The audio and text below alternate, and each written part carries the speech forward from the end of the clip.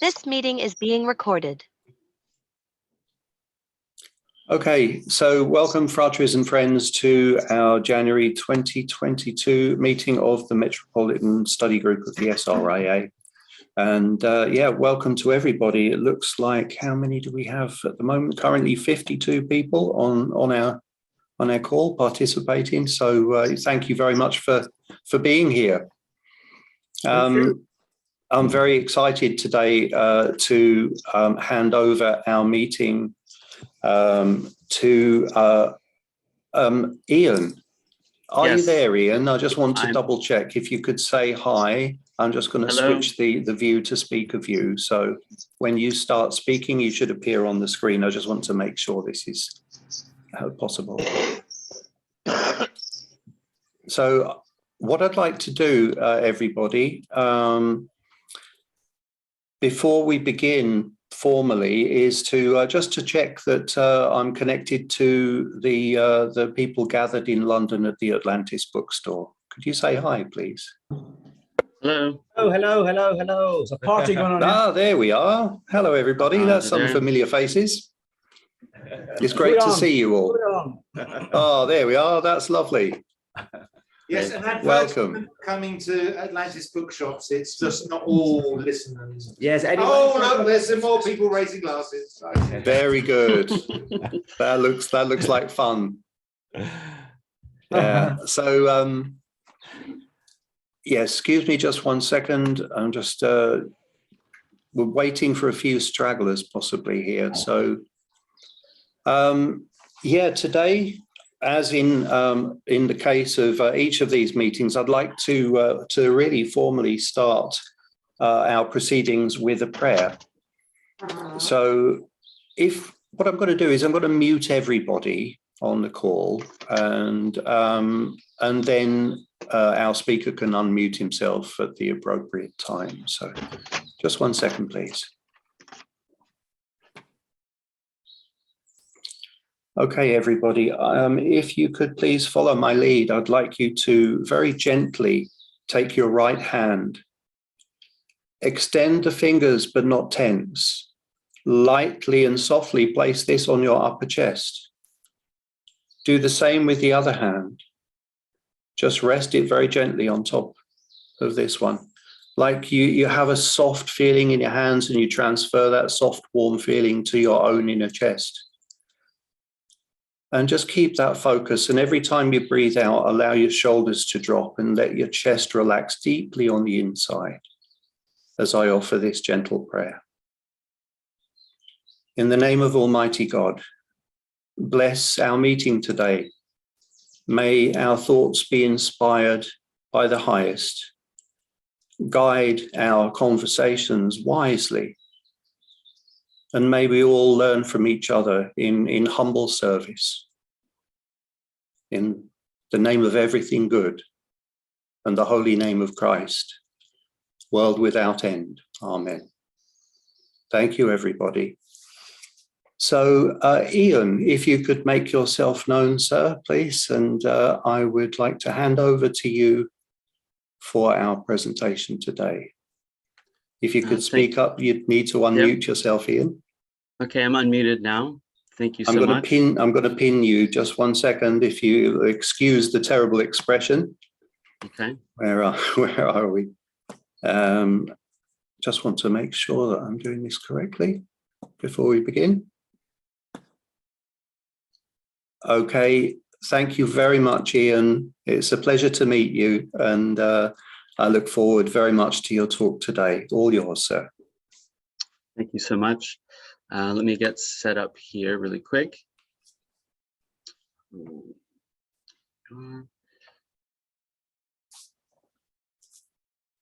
Okay. Are you seeing my screen right now?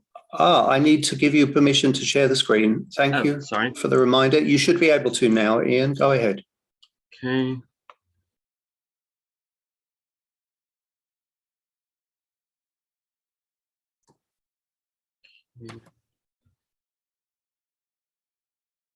Right. Yes, I can see that, Ian. Excellent. Let me start my slide presentation now. And okay, so thank you very much for the opportunity first off to be able to present my research to this group. It is a real honor for me. For this group, this international group of the Metropolitan Study Group, as well as the organization SRIA itself. A little background about myself. I'm a researcher and writer principally focused on Rosicrucianism and its influences. I'm a member of a few Rosicrucian organizations, including the Aesthetic Rosicrucian, which currently we are headquartered in New York City in the United States, which is where I am based currently. In terms of my formal education, I studied classics in undergraduate school, the Western literary tradition, philosophy, theology. This was a university that placed rigorous emphasis on the liberal arts and sciences. I received a degree in fine arts in undergraduate school, and I continued on this path into my graduate studies, where I received an MFA in visual arts with a focus on communications, which includes the areas of semiotics and visual theory and cognitive representations, subjects of that nature. My introduction to Rosicrucianism in general, the first work I would say that really captured my attention, I had known of the Rosicrucians prior to this period of time, but the work, the Geheime Figuren der Rosenkreuzer, or the secret symbols of the Rosicrucians, was a work that, you know, from my artistic background and sort of semiotic tendencies, was something that really I felt like was really appropriate for those various interests of mine. I continued researching into Rosicrucian, studies. At some point, I encountered a group online, which is the Rosicrucian Tradition group on Facebook, which was founded by Samuel Robinson, whom I'm sure some members here are familiar with. He gave a talk just a few months ago on the Rosicrucian from Germany known as Alois Mailander. So I was, along with Sam, one of the original members of Pansuffers, which you could say the sort of mission of this group was to sort of reveal, uncover Rosicrucian landmarks, and to raise a public level discussion of Rosicrucianism involving experts, scholars, and individuals who are from various orders or esoteric bodies to be represented in that conversation as well.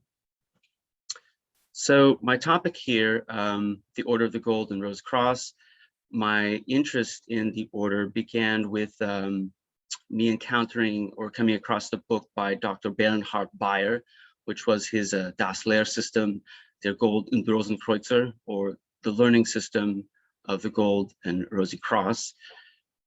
At the time, there was nothing available in English on this order.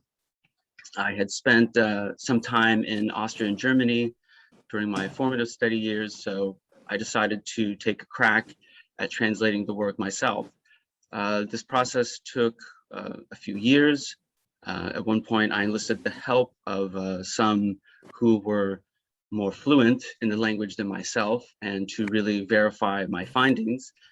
At the end of this process, I discovered that Dr. Bayer had omitted several things from his grade instructions. His reason, it seemed, was that the alchemical instructions of the order, as well as some of the more esoteric things, didn't fit the scope of his project. His book, one might say, was more focused on the ritual structure itself, the lodge proceedings, the oaths, the catechisms of the order. And as well, he had compiled for his grade system various sources that were not necessarily cohesive. In addition to this, he left out information pertaining to the highest grade of that order, which to my knowledge hasn't been presented in any written form or manuscript form by the order anyhow. So knowledge of this sent me to in the direction of needing to find these materials if I wanted to fully understand what this the order was teaching and what the order was about. And this has been my project since then that I've continued, and am nearly at the point where I have completed a collection of materials and ready to present it in this fashion. So just to begin with a question about the order, in terms of my approach and methodology, why do I consider it important to study this order? One of the main reasons is that historically they represent one of the oldest organized systems that we have available for Rosicrucianism. In other words, the manifestos we know were written anonymously. The manifestos from the early 17th century. So until the emergence of the Gold and Rosenkreuzer, we don't really have any system per se.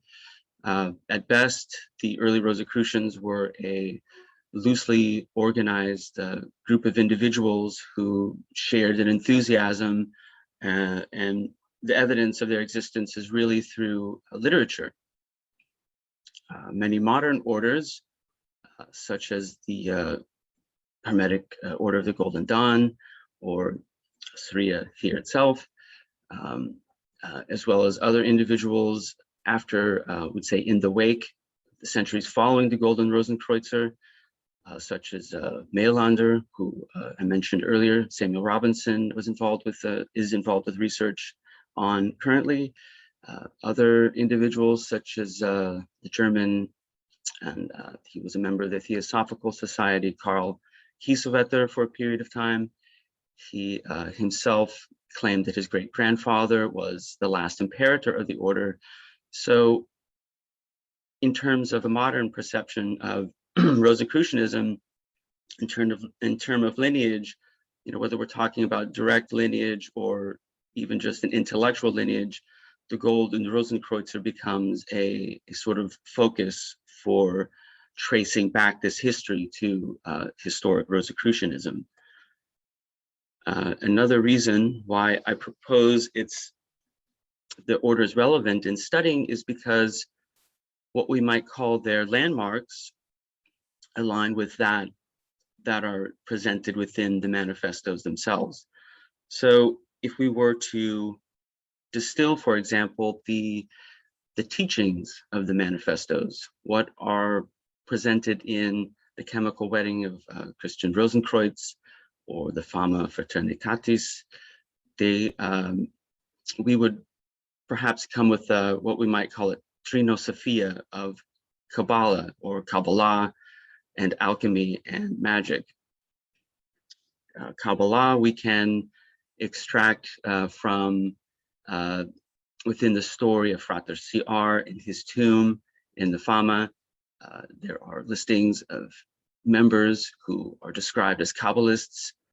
We know alchemy is discussed in the Fama in terms of profane versus true alchemy.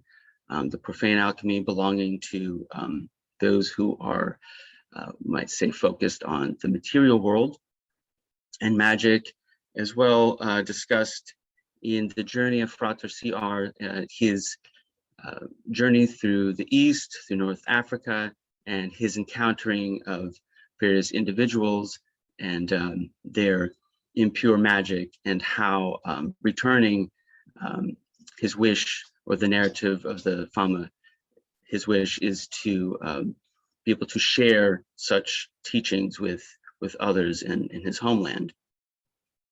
And in terms of the Gold and Rosenkreuzer, I will describe how they took these ideas and presented them in their own way, and that will be later in the talk.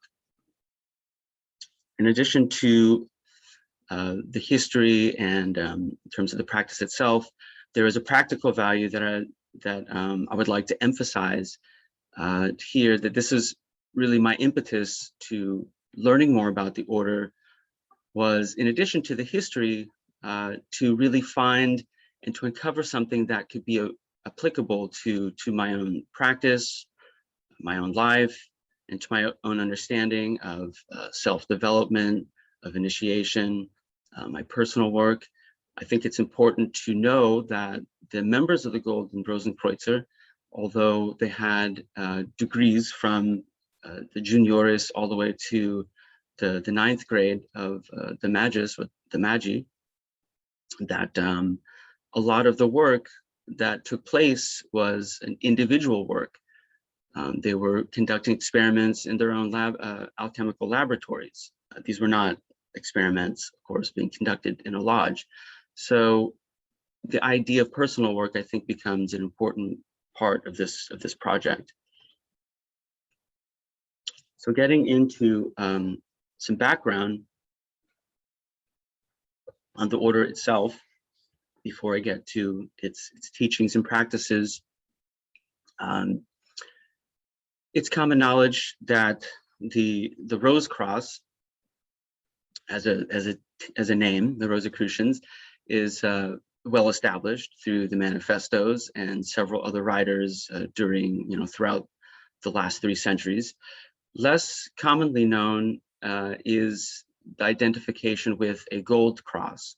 And I think it's important to take a moment to address this, as there were in history periods when the gold cross was similar to the rose cross, used by individuals to identify themselves in a sort of loosely organized way, similar to those members of the Rose Cross were using in the manifestos.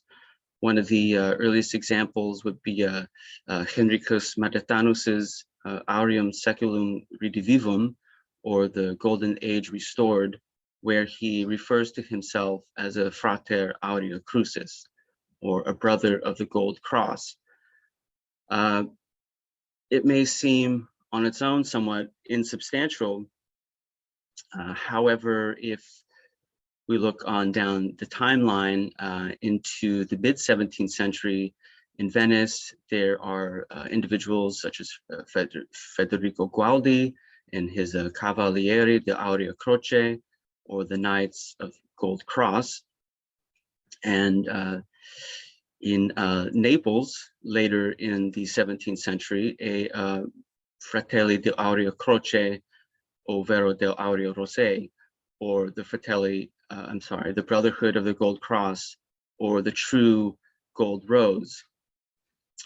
Now, it's interesting that within these Italian groups, particularly in Naples and Venice, what seems to be missing from their works is what we might call more pietistic dimension that appears in the German side of the manifestos, which is a sort of Christian piety.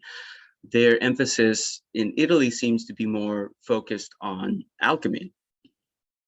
And by the time we get to the early 18th century, with the true and perfect preparation of the Philosopher's Stone by Sincerus Renatus, the Gold and Rose Cross come together, and in the most, we might say, sort of revealing way for the first time.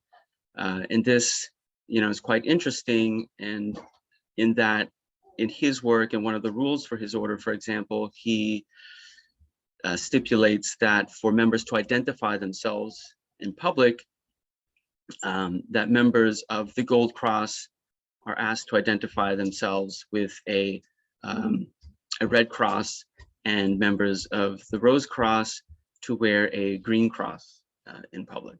So it really speaks to this idea of a kind of joining of a alchemical gold cross with a, we might say, pietistic or super celestial focused or divine focused Rose Cross.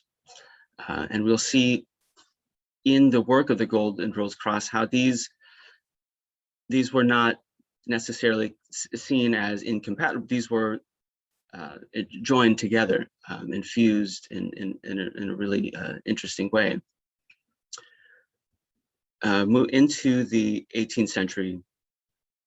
This the pietistic, the goal of the gold and rose cross, the alchemy of the gold cross, and the pietism of the rose cross continues on into a series of works that are in various manuscripts known as the Testamentum or the Thesaurus Thesaurorum of the Fraternitate Rosae et Aurea Crucis. In the mid-18th century, this is the period where many scholars sort of, place the origins of the Masonic phase of the Gold and Rose Cross with Hermann Fichtol's Golden Fleece or Aureum Velus.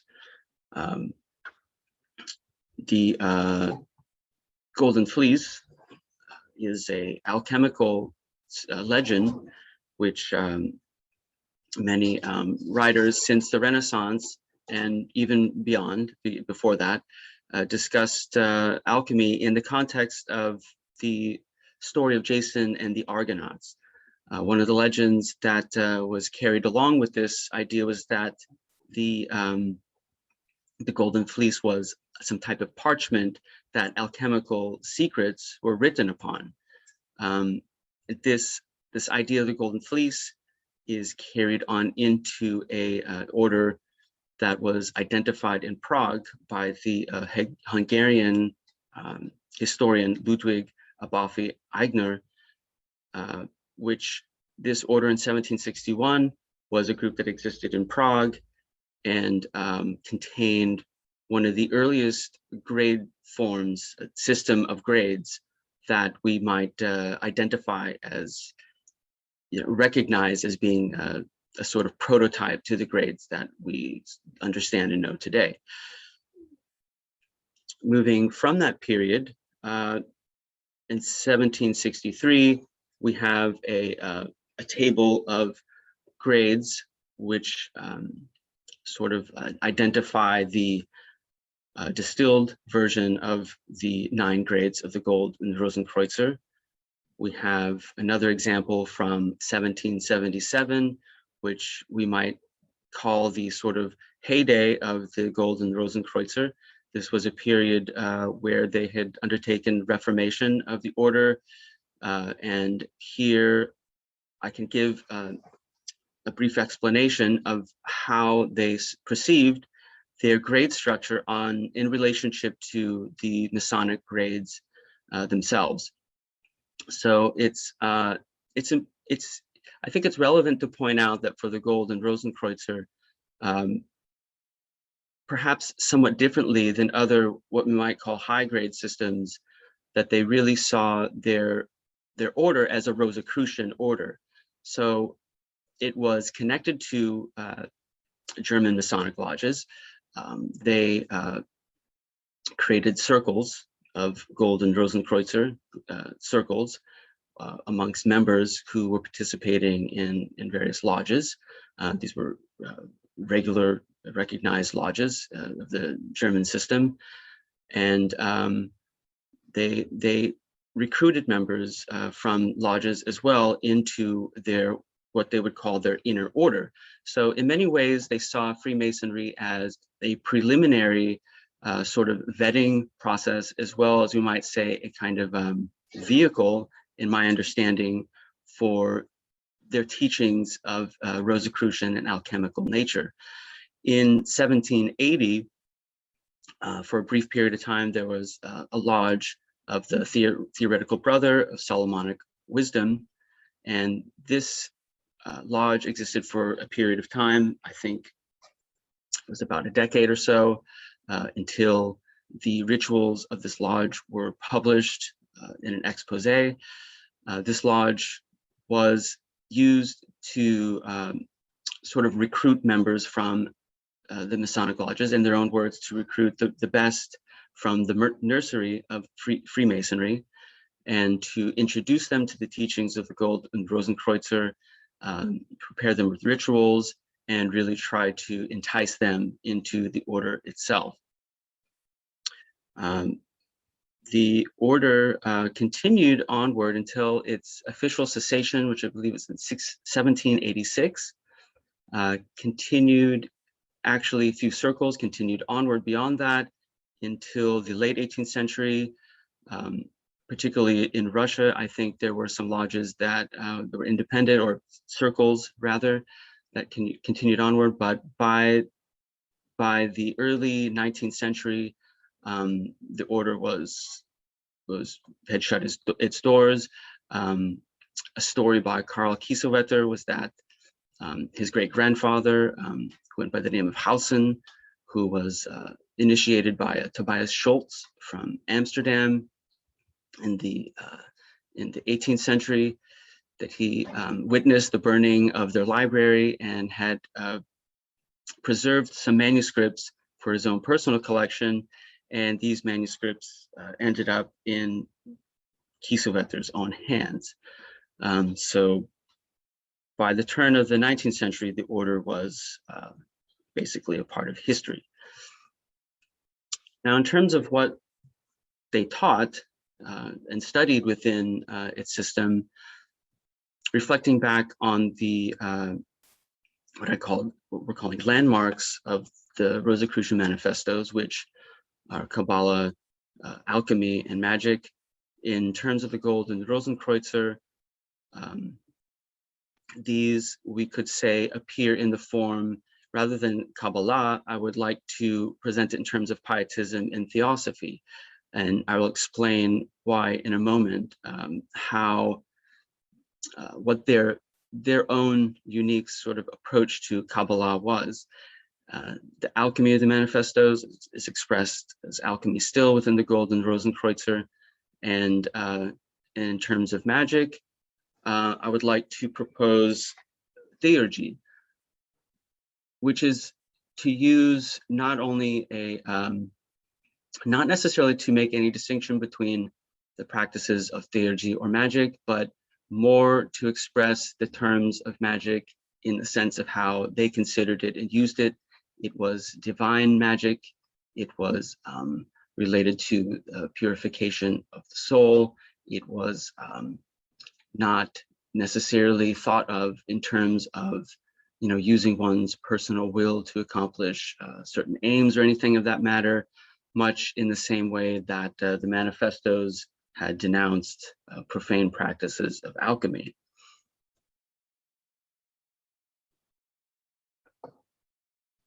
Now, under the heading of Kabbalah, I'd like to raise the point of Pietism and theosophy as viewed from the Gold and Rosenkreuzer perspective.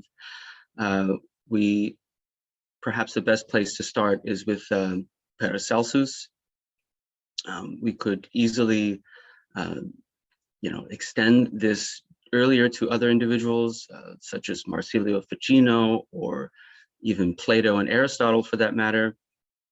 However, Paracelsus is a good place to start, not only because he's closer in proximity to the manifestos and the writing, but also because he is an individual whose works are shown in the collection of the Gold and the Rosenkreuzer, as well as identified in the manifestos themselves. So for Paracelsus, his cosmology was comprised of magic, medicine, alchemy, chemistry, as well as a complex network of various levels of reality in the cosmos. And he developed this into a system which was governed by what he called the two lights, one of nature and one of grace. So it's important to point out that in Paracelsus's view, that his practical alchemy or magic is sort of divinely infused. There's not necessarily any separation between the material world and the spiritual world, or even the divine world for that matter. And this is an important concept, not only for Rosicrucian alchemy, but theology itself. And following Paracelsus in the work of Valentin Weigel, who was we might call him a radical Lutheran theologian, who was influenced by the work of Paracelsus, but he actually did not, for what we know, he didn't actually practice laboratory alchemy. We might say he theologized alchemy. He spoke very much in pietistic terms, and his works were actually banned in the during his lifetime in the 16th century, many of which did not appear later until around the time that the manifestos themselves were published. So it's interesting to consider him as an influence on the original Rosicrucians because of the publishing of his works and in terms of that proximity. Now, another figure who is important for the development of Pietism is Johann Arndt. His work, True Christianity, he was a Lutheran reformer, we could say. This was a period of time when Lutheranism itself, for many, was undergoing a period of reformation. Many thought it to be at that point of the late 16th century, early 17th century to have become quite dogmatic. Arndt was influenced as well by Paracelsus. He saw Pietism as really as an emulation and an embodiment of the divine. He believed that human beings were able to attain a second birth, which would be a new body resurrected within the elected soul. We know he was important to the Rosicrucians because Johann Valentin André dedicated his Christianopolis to him. I believe it was in 1616 or 1618. Someone who we can't ignore, of course, is Jakob Böhme. His work was quite important to the Gold and Rosenkreuzer. We see his ideas preserved in many of its literature, as well as being taught to its students. He as well was influenced by Paracelsus and Weigel, in addition to other influences as well. And we see, for example, in the Secret Symbols of the Rosicrucians in 1785, ideas of Böhme's continue on through the three worlds of divine, angelic, and paradisical worlds, a dark world, an origin of nature and fire, the external invisible world, revealing a procreation or external birth or rebirth, regeneration, which is quite similar to what was being described by Johann Arndt. And he, again, is a very important figure for Pietism in general, and particularly for the Gold and Rosenkreuzer. In this example of George von Welling's work, Opus Mago Kabbalisticum, this work was actually published by Sincerus Renatus against von Welling's wishes, but I think presents a very good example of what the Gold and Rosenkreuzer's idea of Kabbalah was. It was not necessarily what we might be familiar with in terms of either a rabbinical Jewish or Hermetic Kabbalah. His Kabbalah, their Kabbalah was more influenced by the ideas descending from a Christian reception of Kabbalah along the lines of Johannes Reuchlin, who was influenced himself by the ideas of Abraham Abulafia, as well as his student Gikatila. So for Reuchlin, as well as for the Gold and Rosenkreuzer, Kabbalah could be described more so in the vein of the sort of divine word of creation and how creation emanates from a divine source. Reuchlin himself and his work described the 72-letter name of God, of which the Shem Hemphemerish angels were meant to spell out through cascading down through the various divisions of the spheres of the cosmos. Here in this diagram of von Welling's, we see in the outer bands, for example, 7 of the archangels. This is 7 out of the 9 divisions of their rulers of various divisions of these spheres of the Shem Hemphemerish angels. Now, in terms of alchemy, again, Paracelsus is important, as we mentioned already. Someone else we might mention is Michael Sendivogius, whose work, New Chemical Light, gives us operations which are very much in line with what the Gold and Rosenkreuzer studied and practiced. And as well, he was a contemporary of the Manifesto writers. Another individual who we might say really embodies the theosophy, the alchemy, and the theurgy of the Gold and Rosenkreuzer is Heinrich Kuhnrath. And Kuhnrath is important to point out, his emphasis, such as presented in this illustration of the alchemist's laboratory, this idea of ora et labora, or prayer and work, or the word and the practice. Again, it's important to point out that the alchemy of the Gold and Rosenkreuzer was never separated in the context of perceiving a divinity or a spiritual dimension to the physical practice.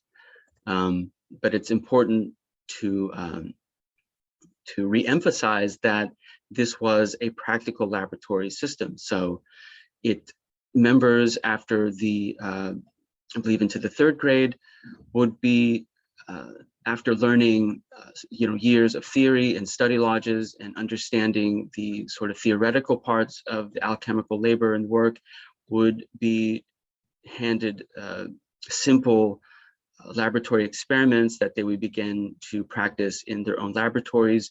They were recommended to obtain spaces for these, and if they did not have access to such a thing, then they were in some cases helped with various materials.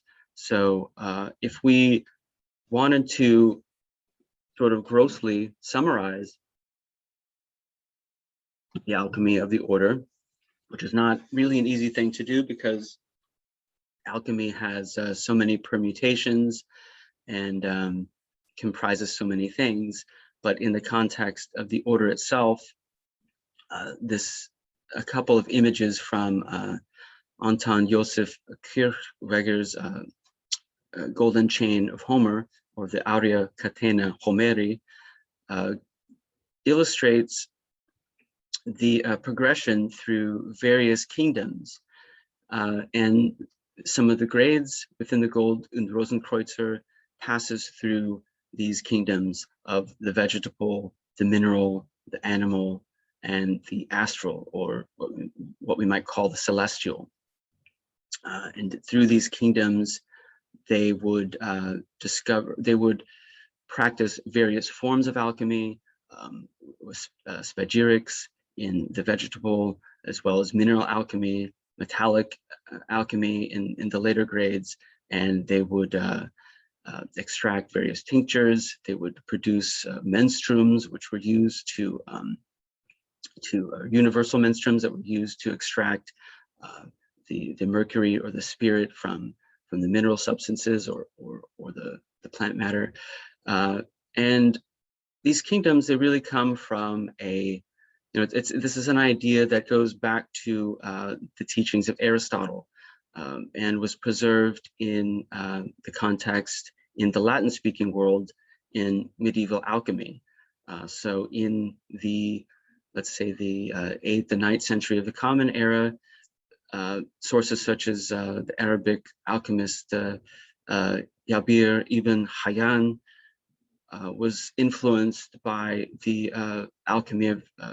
the natural philosophy of Aristotle, and this becomes kind of a sort of trademark cosmology, you might say, of alchemists during the medieval period. During the so-called recovery of Aristotle in the Latin-speaking world, which is just another way of saying this was the period of time that Latin scholars in Western Europe had fully got their hands on the Aristotelian corpus. In the 12th and 13th centuries, you see European alchemists such as Roger Bacon, Arnaldus de Villanova, Albertus Magnus, and Raymond Lull sort of flocking to the teachings of Aristotle to complete their knowledge of the subject and to fill in where commentators of Aristotle up to that point, such as Avicenna or Averroes, had perhaps left open. In the Golden Chain of Homer, we also see this almost Platonic cosmology, which describes a series of emanations from chaos down through spiritus mundi, through the various kingdoms of the animal, vegetable, and mineral, and into physical matter itself. And the process of alchemy for the order, it's also important to emphasize that they really thought that each of these substances could be derived out of any of these kingdoms. So there wasn't necessarily any type of hierarchy, but just that they represented others, various differing substances, that specific processes were necessary to work with them.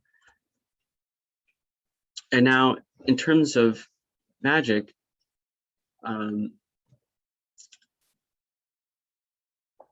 as proposed earlier, in the context of the Gold and Rosenkreuzer, this is expressed as Theurgy.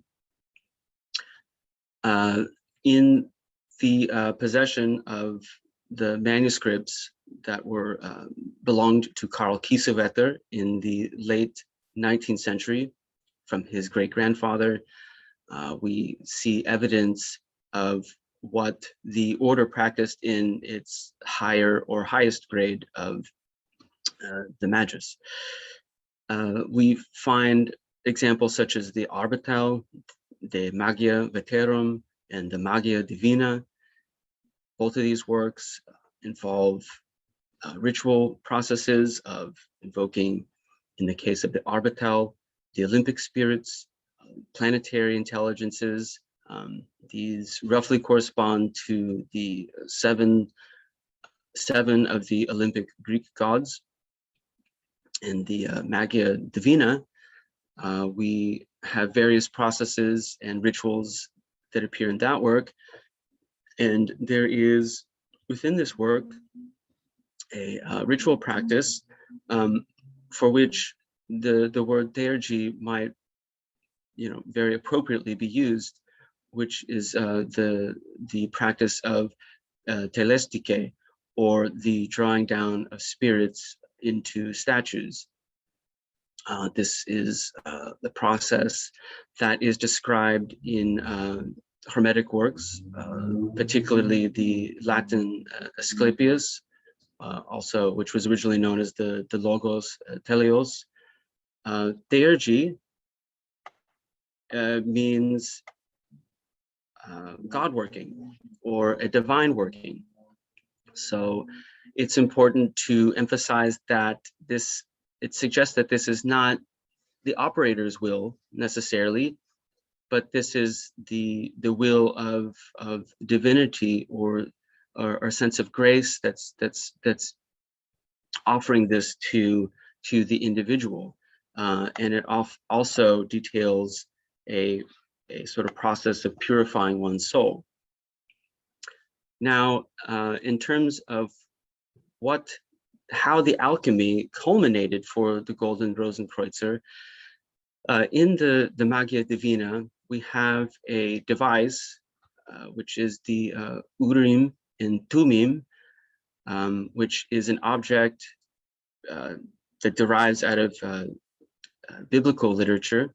In the Hebrew Bible, the Urim and Tumim is the Hoshen, or the high priest's breastplate that he wears in the tabernacle when hearing the voice of God. So there is a claromancy and a sort of prophetic type of practice associated with this object. It was an object made out of an alloy of metals. These were the 7 planetary metals. This alloy was called electrum, and the members are given instructions on how to produce this object through various hours on certain days to smelt and combine these metals together. Electrum is it's a substance that appears in the literature of Heinrich Kunrat. He experimented with electrum, and it's known going back even back to Zosimos of Panopolis, that we have references to this metal. Now, the Gold and Rosenkreuzer took 5 of these stones from the various kingdoms. These are philosophic stones that they produced through their alchemical work, and they set these in around the frame of this object, and it was used for scrying and other purposes as well, including the invocation of one's own holy guardian angel. Now,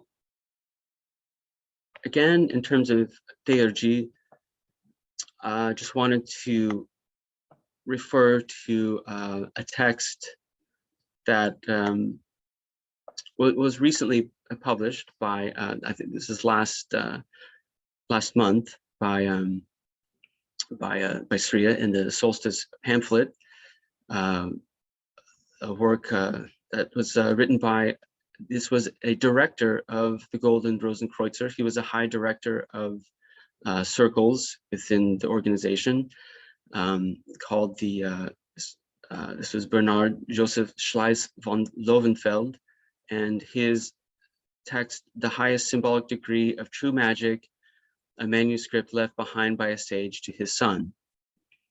And I think it's important to talk about this in relationship to the concept of Theurgy because of its emphasis on amore, or love. Here we have totum nutritur amore, totum utritur amore, all nourished by love, all united by love. Going back to the teachings of Plato, seen through those of Proclus, Iamblichus, or even the Chaldean oracles, the idea of love, or eros, is very important in the context of Theurgy. And so it's quite interesting to see it presented here in such a context. It's something that does not necessarily appear throughout the grade system itself of the Gold and Rosenkreuzer. They did not introduce magic throughout the grades. If there were traces of it, it was a very brief sort of moment or instance. However, throughout the grades, in terms of their oaths, in terms of some of their catechisms, this wording of a deep love of God, of your kingdom or your homeland, of your neighbors, as well as your enemies, is something reiterated constantly, and an important part of their worldview. Now, I would like to use a quote by a writer. His name is Gabriel Dietz, in a text that he wrote, Theurgy, Cosmology, Theology, and the Role of Eros in the Chaldean Oracles. Eros, or love, is the all-encompassing cosmic force involved in the creation, maintenance, and regulation of the cosmos, and the most fundamental power in the salvation of the human soul, which was the central purpose of the practice of Theurgy. And so it brings it nearly full circle back to the religious piety practiced by the order, and important in understanding how the theosophy, the alchemy, and as well as the ritual practice are all sort of holistically combined into a unified type of scheme. And so that is my part on the practices of the order. As I reach the closing part of my talk, I just wanted to discuss briefly what happened after the order had disappeared. So in the century following the demise of the Gold and Rosenkreuzer, we see Rosicrucianism didn't have a really good reputation during that period of time. Many began to view Rosicrucians as charlatans. The reputation of someone like Cagliostro, who, to be honest, he may or may not have had an involvement with the Gold and Rosenkreuzer. I think they were contemporaries and certainly had a common ancestry or common source. Reputations such as his didn't seem to help matters very much. And really, as in the words of Karl Kiesewetter, which he wrote in his book The Sphinx in the late 19th century, that the Rosicrucians became quiet and they took a more mystical direction. During this time of the 18th century, I'm sorry, of the 19th century, this is a period when the works of J.B. Koenig appear, who is known, his real name, Johann Baptist Krebs. He was performing sort of internal mystical work involving letter magic, as we might say, within regular Masonic lodges. It's a period of time when the circles surrounding Alois Mailander appear. In Toulouse, there are groups of Rosicrucians surrounding the Firmin Bossan and the Péladan family, Josephine and Adrian. And we see other examples such as England in the work of Frederick Hockley, for example, who's in his hands, he held the manuscripts that had once belonged to Sigismund Backstrom. So it's quite interesting that in the case of these individuals of the 19th century, many of them had alchemical teachers. Many of them had this legend with Mailander. He had a teacher that we know his name only as Prestol. For Hockley, there was Backstrom, who it was said was initiated in the late 18th century into a Rosicrucian society, which uncannily bears strong resemblance to the teachings of the Gold and Rosenkreuzer. And in Toulouse, there was the figure known as Le Pas, who initiated the members there. So later, in the late 19th century, when we begin to see orders such as the Golden Dawn, the Kabbalistic Order of the Rose Cross, the Hermetic Brotherhood of Light, we see an emphasis of practical alchemy seems to have disappeared, but things, meanwhile, in the 19th century also become quite internal in nature.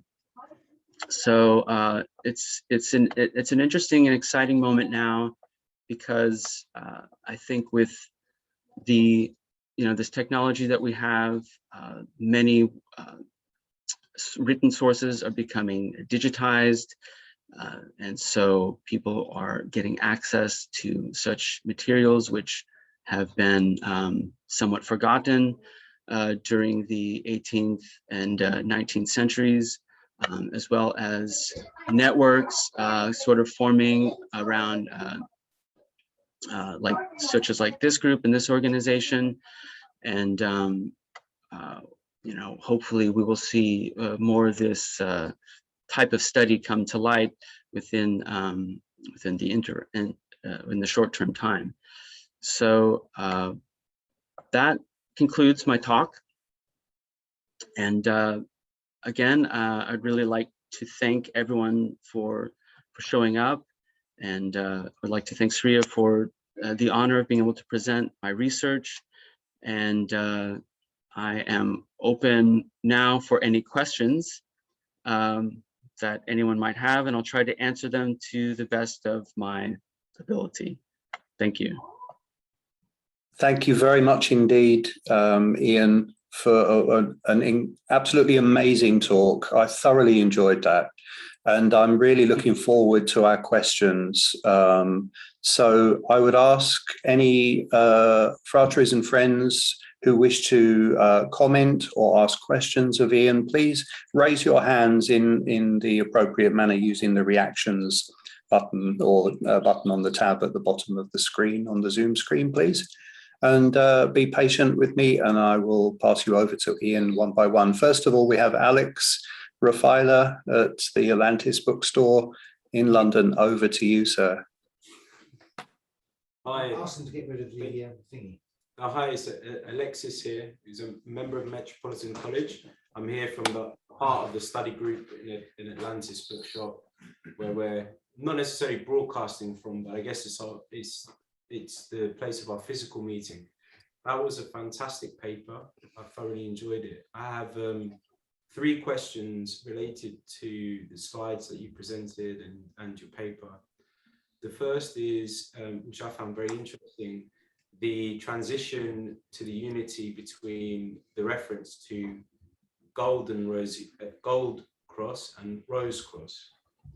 And I wonder if essentially the unity was basically potentially related to the last stage of the alchemical process and the purpose of the alchemical process in relation to the cross. That's my first question. The second question, I was very happy for you to mention the Iamblichus in relation to God working, or Theurgy, or more accurately, God moving. So Theurgy in ancient Greek is God moving, or from God. And I was wondering if there was anything within the Golden Rosy Cross that was referencing the Iamblican philosophy of unity through this practice. And I think the purpose of the Iamblican philosophy and his discourse that he wrote with the Egyptian priest was really about the unity with the personal soul and the elevation of the soul to the unity with divinity and the different personalities within the divinity. There's a reference to that, for example, within the practices in the Golden and Rosy Cross. And the third thing, I guess, which is connected to Iamblichus and Theurgy and Zosimos and all these different people, is there any reference to practices in relation to the development of the pneumatic body, which is referenced in alchemical texts, both Latin and Greek? They talk about a pneumatic body, which is in Greek, pneuma means to breathe. It's essentially a more body. The pneuma is the breath or the spirit. Right. But in some old alchemical texts, and I think in Zosimos and Iamblichus, they talk about the development of a pneumatic body, which is a body to experience a higher form of consciousness. So it's like a transition of consciousness. If there's anything to do with that, I guess the closest thing that we would have in the Western tradition would be astral, etheric, spiritual bodies, or I guess culminating in the body of light, which is referred to in a lot of modern alchemical texts. I just wonder if there was anything in their syllabus, in their corpus of literature that was referring to those things. Okay, so for the first question, which was related to the union of the gold and rose cross and that idea, yeah, I think that's a good observation. I think that that certainly, at least in certain circles, particularly those in Northern Europe, it seemed that the emphasis was placed on having a kind of that the alchemy was involved in a more kind of, we might say, divine scheme, and so it's, like I said, it's less so the case. This is not definitive, but just the tendency that I would gather through my own research is that in the early Italian phase, there's some evidence of a kind of Christian emphasis, and there is a type of there are some rumors, we might say, of certain practices that were handed off from members of that tradition. However, I think it really blossoms under the auspices of the Rose Cross. And so, yeah, I agree with that observation. I really do think that it was sort of combined to really sort of indicate a kind of progression from the material sort of world up to the spiritual. In terms of Iamblichus, yeah, thank you for defining Theurgy in the sense of moving rather than working. I recognize that as well. Yeah, they don't have, the Gold and Rosenkreuzer don't necessarily have anything explicit that I've come across in the literature defining those practices. And so, but I think this is a really important point to try to understand what is going on with post-Renaissance esotericism and magic in general, is that they were really working off of ideas that they had received from earlier periods, much of the stuff from the late Platonic school, Iamblichus, translated through the works of Marsilio Ficino, for example. His translation of the works of Iamblichus, he was the first to translate the Platonic corpus in Latin. So I think even though they weren't describing these things directly, it's sort of embedded within their works, via various authors. So, in order to get at it, you have to go through Heinrich Cornelius Agrippa back to maybe Ficino, and then from Ficino back to Iamblichus.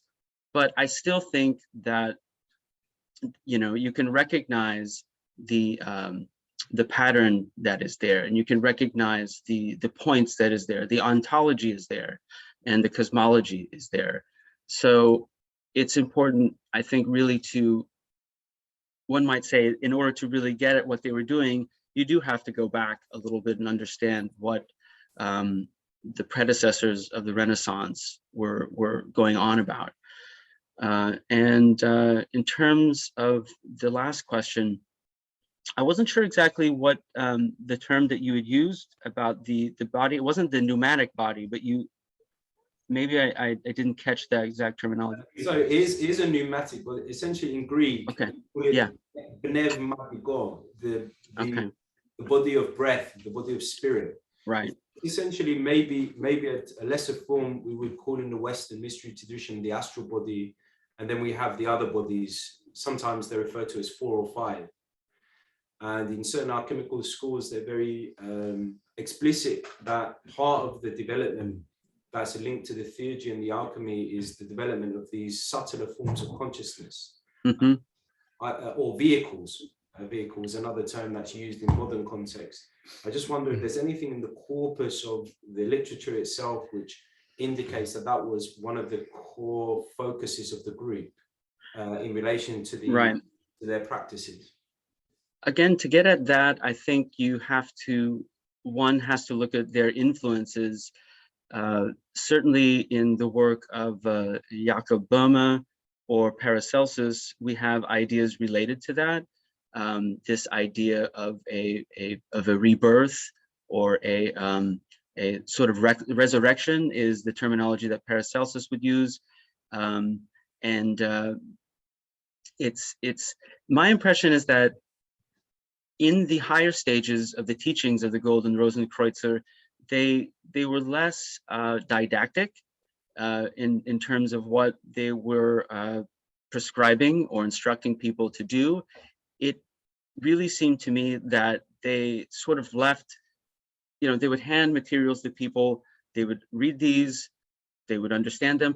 I'm sure they had conversations, in the meetings, things like this. We have no record of these. We have no idea what they discussed. But I definitely think all of that is definitely in the air. And based on their influences and what materials they had access to, I think they were certainly privy to these types of ideas. And but again, I think it's the type of situation where we have to go back and look at these earlier influences, such as we're describing, to really get at in order to recognize those the trace of those ideas in their work. But I do think it's there. I do. Thank you. Thank you very much indeed, Alexis and Ian. I'd like to hand over to dear Frater Pascal, please, who's likely joining us from Kuala Lumpur. Exactly. Good. Hello, everybody. Thank you so very much, Ian, for this really stimulating and fascinating. 3 questions as well. One more practical to start. Do you know if the book you mentioned at the start of your presentation, the book of Dr. Bernard, I forgot his name, has been fully translated to English as of today? And if not, are there any known prospect for availability of a fully translated version, English version of the book? So the first question. Second question, if we look to the timeline that you proposed to us, I tried to find it, I took a picture of it yet, a timeline for the Gold and Rosenkreuzer. There is definitely in the process of maturation of the Gold and Rosenkreuzer Italian part. 1650, Gualdi and the Cavalieri della Aurea Croce, 1678, Fratelli dell'Aurea Croce. Donc, therefore, there is an Italian part of it. I was wondering, I would say, at least I'm talking about for myself, from the Anglo-Saxon part of the world and even the French-speaking part of the world, this Italian part is never well known, developed, and it's difficult to find some information about it. You find anything, and the manifestos, of course, in German or whatever, but the Italian part, to me, seems not to be so well known. Any explanation for this? Do you have any further information? So this is the second question. And the third question might be a kind of anticipation, or as you said, the official cessation of the Golden and Rosenkreuzer, 1786. My question is the following: are we definitely sure that it's not existing till today in a way or another? And why I'm saying this, I'm talking about a previous presentation about the English Illuminati by your very good friend Alistair, who is online from London, the bookshop. And attending, he was talking about the Illuminati and so on. Somebody asked, so do you think they are still existing today? And Alistair said, and somebody, at some point, somebody appears, he says, yes, it exists, I'm part of it in Germany. So is it really finito people, official cessation of the Golden Rosenkreuzer, or still existing, and somebody online will tell us I'm part of it? Thank you very much, Jan. Okay. So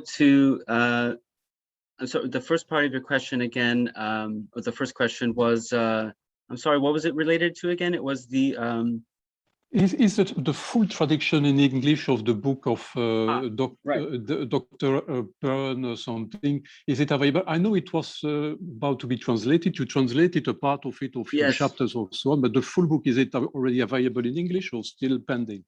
Right. So no, nothing has been published yet in English. When I finished translating the work, it had been proposed to me the possibility of publishing this work. I was about ready to do this. I hesitated because I discovered that I felt that on one hand, it's an interesting piece of material in terms of presenting Bayer's work as a sort of historic piece of literature on its own. However, because of the missing parts, I felt like it might not do the order justice, or if I did not include the missing pieces that he had left out. So this delayed the whole process of the idea of publishing.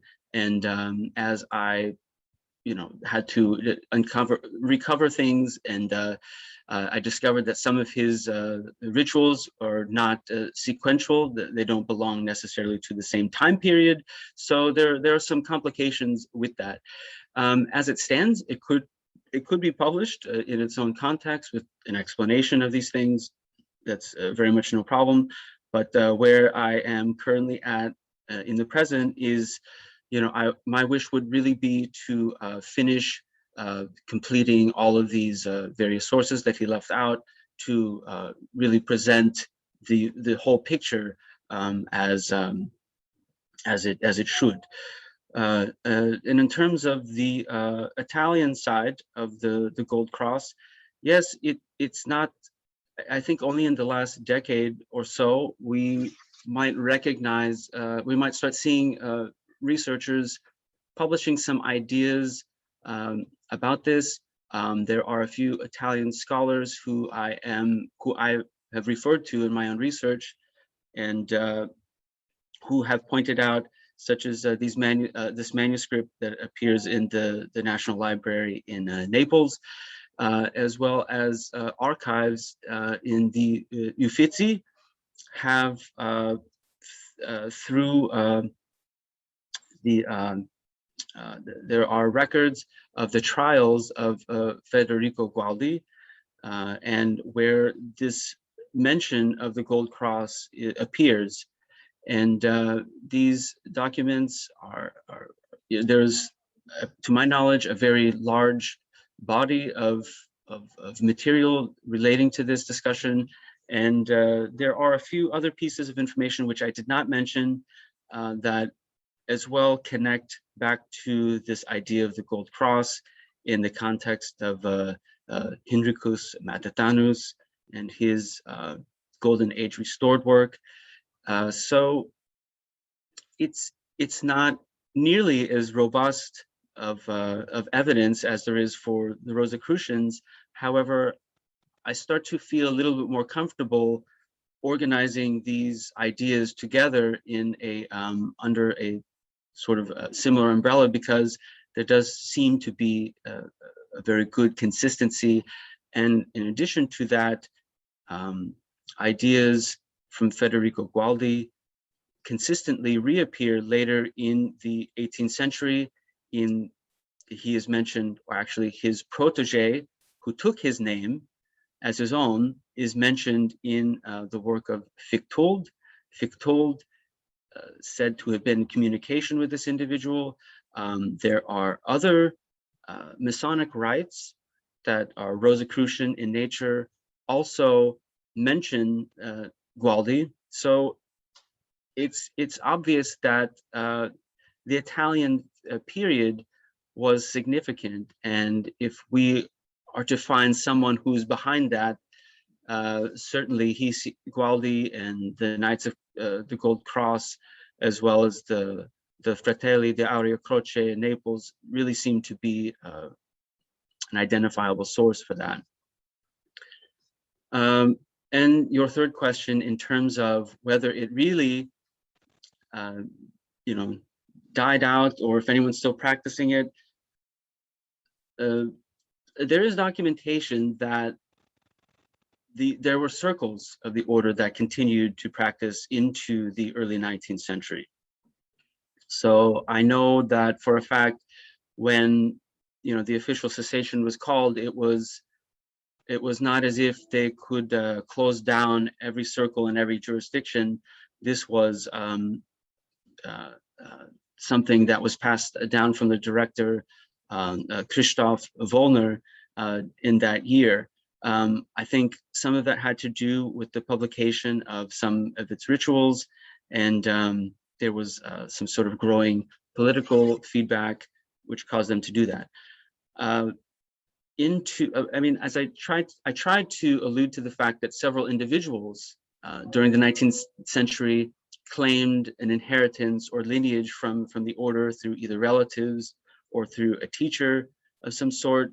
But there are also some other cases, which is some research I've recently encountered, that there were in fact some groups in the 19th century still practicing, perhaps they had in their possession the rituals in manuscript form from the earlier period, but they were practicing their rituals in their lodges.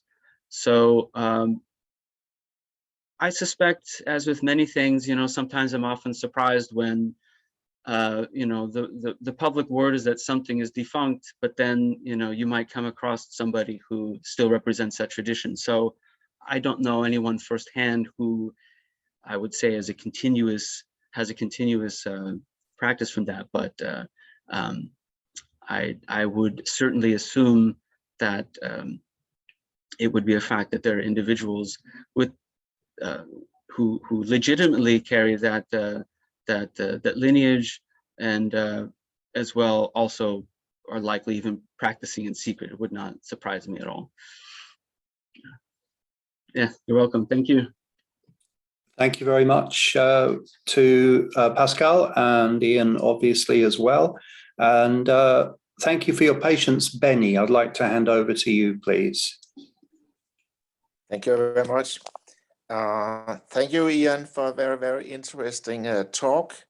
I have a question about a certain aspect that you mentioned in connection. I think it was in connection with a Kabbalistic view of the Rosicrucian order, that it was characterized by piety. Or Pietism, really.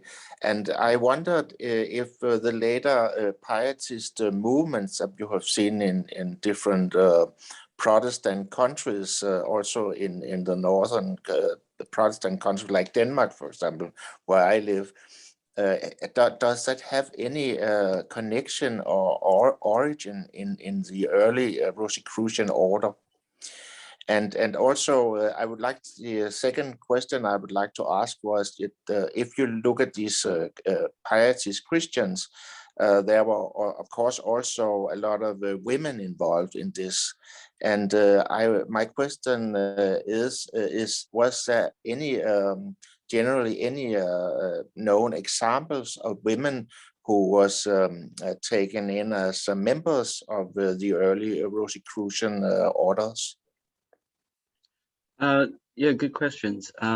In terms of, so your first question was related to the pietism in sort of Protestant context.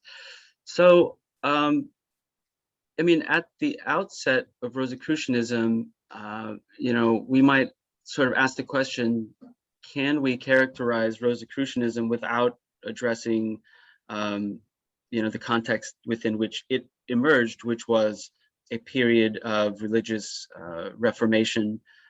Protestantism in the Lutheran tradition had appeared, and I think what it did is it made available, gave sort of a space for individuals to really kind of engage with a sort of more internal mystic side until, you know, the climate changed into the direction that certain individuals who were too mystic and too radical were being prosecuted to the same degree that they were during the period before that, during Roman sort of Catholic times. I do think that Protestantism, in a sort of, you know, there is a movement, for example, called radical pietism, and many refer to this this movement as being related to Rosicrucianism, and I think it particularly because it similarly embraces this concept of an internal work. So it's like the divine, what is revealed of the divine happens in an internal process, but it's also something that happens in the here and now. So there's an important thing, I think, with respect to understanding their attitude towards nature, is that their alchemy, it's like it was a reflection of the divine within nature. So this is not just materialism versus spiritualism. It's, for them, the whole cosmos is imbued with spirit and is sort of, you know, living within that context. And in terms of whether women were involved, on the Italian side, Christina of Sweden from Denmark actually was closely aligned with some individuals of Federico Gualdi's Knights of the Gold Cross, or members associated with that circle. And in Rome, I know that she was definitely involved with alchemical experiments. So there you see some examples. I think obviously when we enter into Freemasonry of the 18th century, that's a different story entirely. But certainly through the pietistic side, more in the say the descent of lineage of, you know, someone like Jakob Boehme, we see figures like Jane Lead. She was, you know, a very important, we might, you know, say, figure in the pietistic sort of lineage, and others such as that. Definitely more so. I see Sam mentioned something in the group chat just recently about Mary Gebhard and, you know, her circle in Northern Germany. They were members of the Theosophical Society. I think in the 19th century, definitely without that structured sort of like system, there's definitely more room for women to enter into the picture, and they most certainly did. And, you know, in connection to individuals like Mailander, and you know, Rosicrucianism as it expanded from outward from that period of time, it's definitely something you see more of. And yeah, I hope that answers your question. Thanks. Thank you. Thank you very much, Benny. Over to you, Patrick.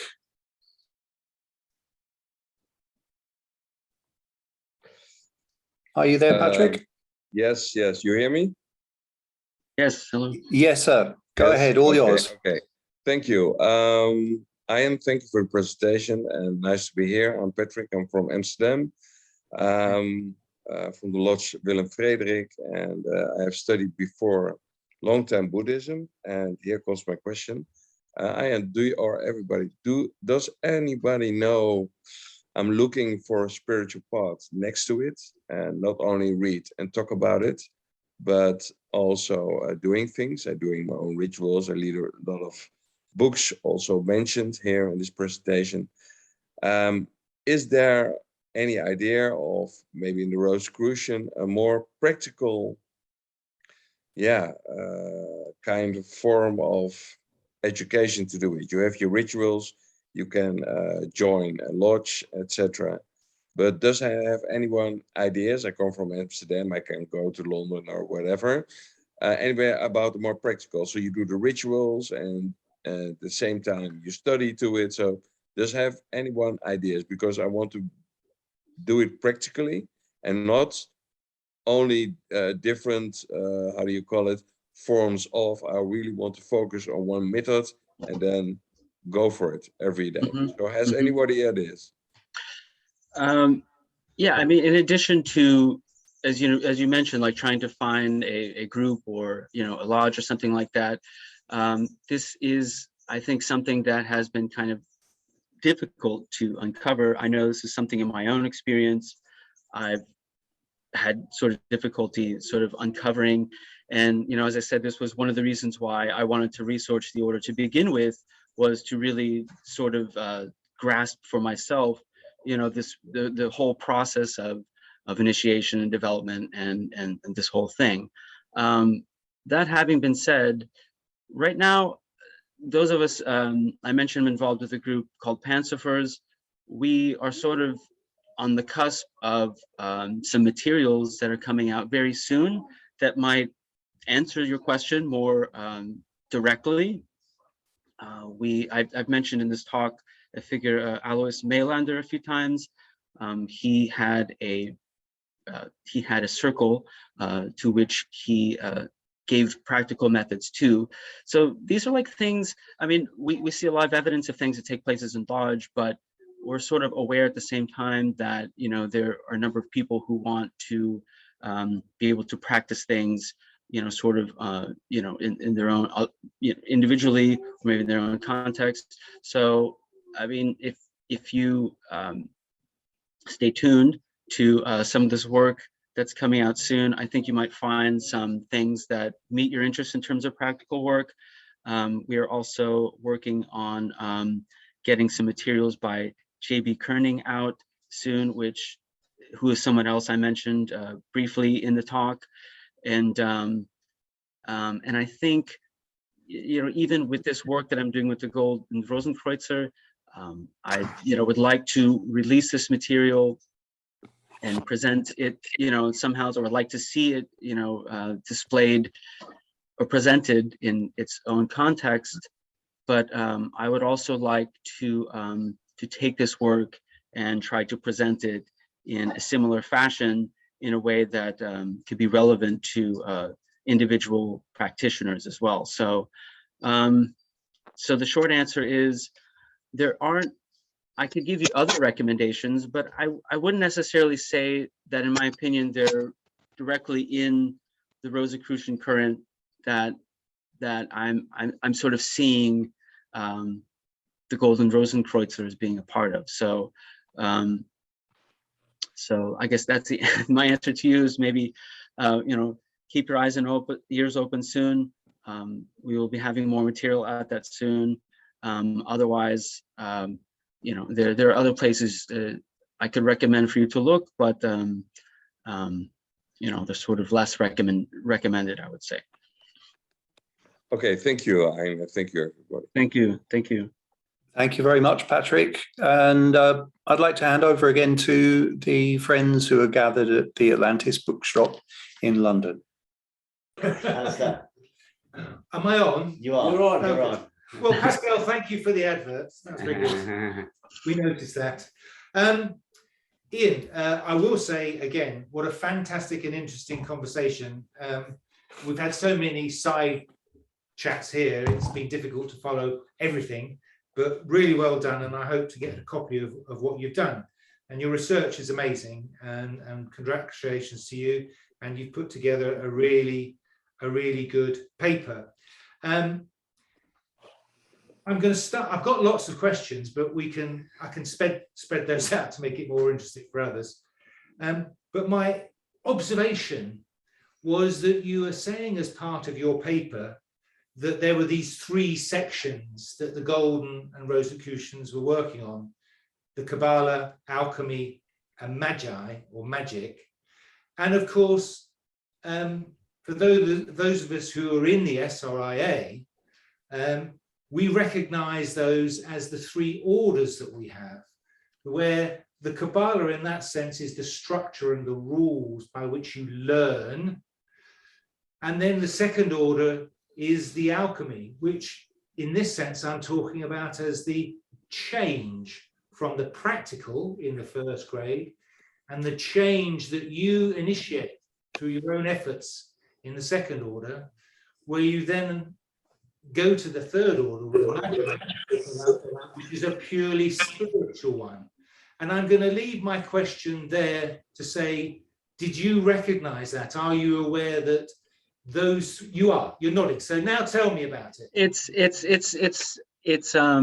I would say that it in my estimation, yes. I mean, I definitely think you could, for example, look to a work such as Agrippa's 3 books of occult philosophy, for example, where he designates the terrestrial, the celestial, and the super celestial spheres. There is a similar schema, I think, happening within this order system. However, I think they presented it in a very interesting and unique way. As I'm sure you're familiar with the grade system, they're numbered from 1 to 9 in succession. However, there is an alternating form of numbers where there's a 1-9, a 2-8, a 3-7, etc., and these reverse as we climb up. There's an interesting thing that I've noticed happening where you sort of beginning where you end up, and you end up where you're beginning type of theme that's happening. So it begins with a sort of, I mean, we look at the names of the grades. There is the junior order, then there's the theoretical, the theoreticus, the practicus, the philosophicus, and they are basically going through stages which one might even identify in Aristotelian context. We have theoria, we have praxis, and we have philosophy. Philosophy for them, I think, meant something very specific and had to relate with their alchemy. This was, I think, applied in the sense of recognizing what they would call the philosophic dimension of their materia. So this is sort of their materia as it's been reduced to its most perfect state, or its most irreducible form, almost like a Platonic form, and then reconstituted back into a substance. So there are definitely these stages you definitely see, and at some point in the later stages, it begins to become difficult to separate one from the other, because they all just kind of, dovetail together. Well, because what you're saying there is true, and you talk about the 9 grades, but of course the 9 grade system was shown by Lull. Raymond Lull used the 9 grade system first, and of course, just like the Chinese claim they've invented everything first, the Indians, through the 9 avatars or 10 avatars of Vishnu, they are this progression of man progressing through from water to Buddha or to the higher plane, depending on which version of the grades of Vishnu. So the grade system has been around, and you've got to look past the Gold and Rosenkreuzer, past Raymond Lull, back to where it came from and where that develops from. So yeah, that's not, but it was you were talking about three systems, and those systems are in the Rosicrucian Order. And a little note to say that I'm quite happy to give you the rituals for the Golden Rosicrucians, and I'm aware of their rituals, and the Umin and Thumin were their highest grade secrets in their grade 9. So I've got all those, and we're happy to share those with you. I'm sure someone will give me the details, and I'll forward them to you, as we're prepared in the SRIA to help anybody who's a genuine researcher and wants to look into these things. So Ian, I'm happy to share that with you. The American SRIA, they invented alchemical grades back in the 1880s because there was a disagreement between the Americans and the English. But can we agree that the Golden and Rosicrucian ceremonies are completely alchemical? That is what they are. I'm going to stop there. I'll have other questions. Yes, yes. You know, after, you know, the first grade into the order is you know, it's, one might say is like many other Masonic rituals. You know, it's very elaborate. They're, you know, they have table lodges, they have instruction lodges and things of this nature. As they progress into the second or third, by the time they're in the fourth grade, it's, you know, the ceremonies seem almost just what we might say is just the sort of necessary, you know, formulaic almost in a way, of just a formal recognition of a grade. But the work is really done by themselves. Yes, you are having to do the work in those grades, and there's more done because you're doing it. Right, right, absolutely, absolutely. Sorry. Can I add one? Because it's really interesting because you mentioned philosophy in relation to alchemy. So philosophy as one of the grades. So we have a modern misconception of philosophy. So the Platonic conception of philosophy is the removal of error. And in the alchemical system, it's the stripping away, you said, to its most noble state, to its purest form, and then reconstituting it. And I just wonder, that is something that I just wanted to say because I felt it was important, but also something that struck a chord with me in the way that you were describing the system is when you get to the philosophy, it's essentially the removal of error.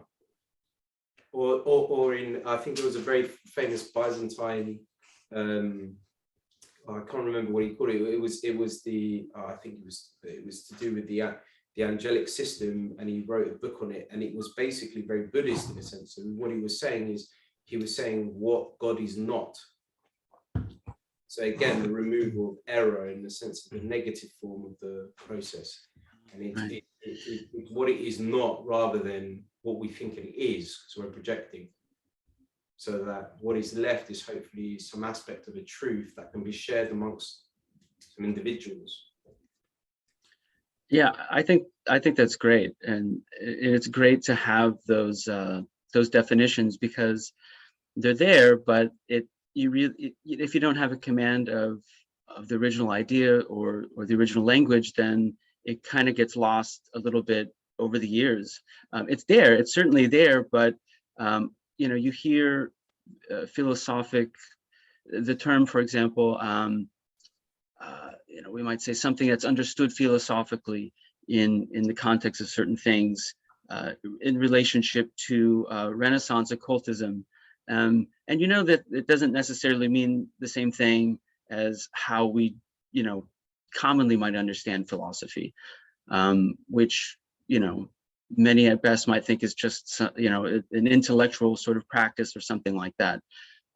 It definitely, if one were to take that idea and sort of extract it into its components and understand all of the various levels and degrees that comprise what we might call philosophy, even in the works of just Plato and Aristotle alone, we have an entire cosmos that we're involved with, and you begin to see that what applies to one dimension of reality in the philosophy has an analog that applies to another level of reality, or, you know, in fact, there's not necessarily any separation. So yes, I agree with that terminology, and it's great to hear that definition, I think, of a removal of error. It completely works perfectly within the context of their system.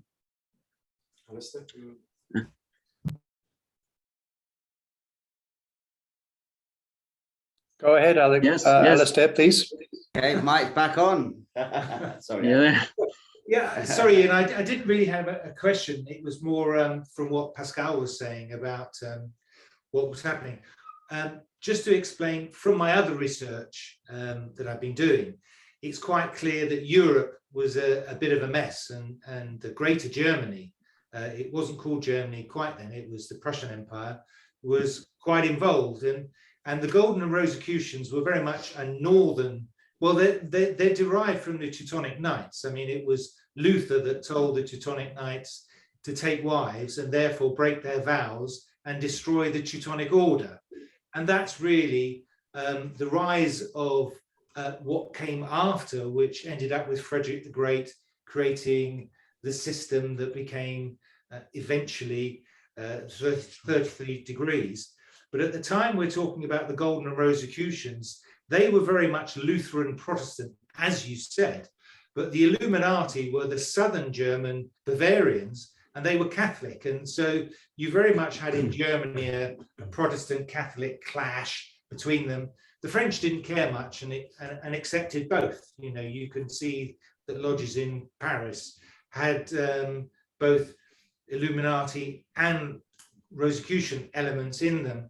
But of course, the French Revolution changed that. And after the French Revolution, we have Napoleon. And then we have the battle between the French Orient. And it just goes on. And things didn't really settle down in Europe until the mid-1800s. And so, yeah, it's a very confused time.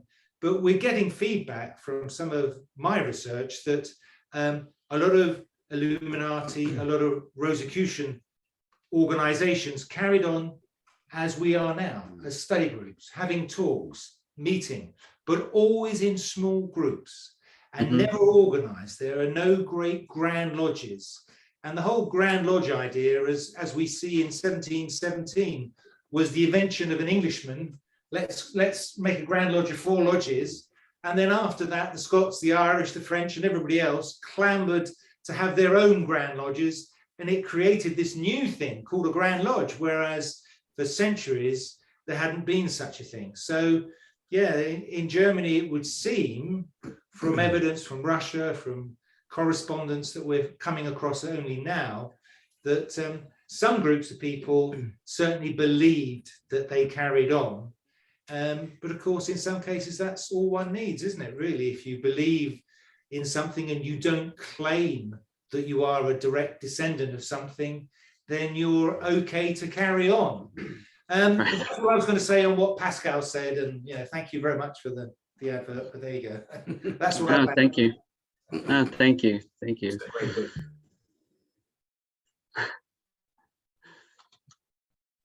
So thank you, Alistair. I'd like to hand over to Hasu, please, dear Hasu.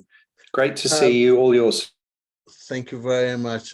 Thank you, Ian. Mine is one of those of simpletons questions. We go through all this past, we look at the past, we try to analyze it, we try to detect what is in there. How is it relevant in today's life? How do we relate all that? Because it seems that whenever we are talking of anything, it's in a time frame freeze of 100 years period, 16th, 17th century, and nothing has sort of moved beyond that. It seems that everything stopped there, and then there's a huge gap of very little or no progression, and now we are coming back to the people like you who are doing a lot of work, hard work and research and trying to reclaim their past knowledge and create so how do you think that is now going to relate to our modern society and modern thinking?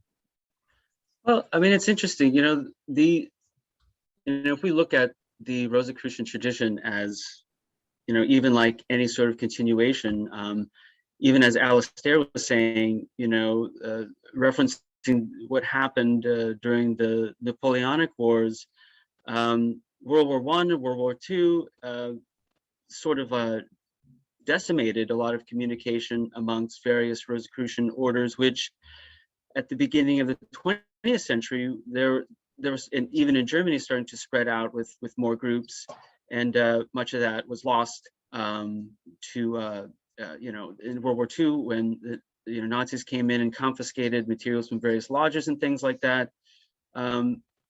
All of this is sort of, being recovered now and recently. So this is why I think it might seem like, we're only focused on this older period of time.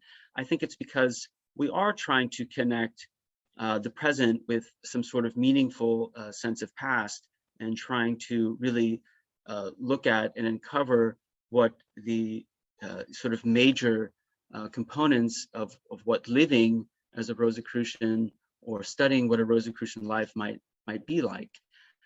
As I said, the purpose of my project is one, I want to reveal the history in an accurate context. I want to respect historical methods. I don't want to, make things up or anything like that. But in addition to that process, I think it does have to serve a purpose for the here and now. I mean, otherwise we are sort of just talking about something that really didn't exist anymore.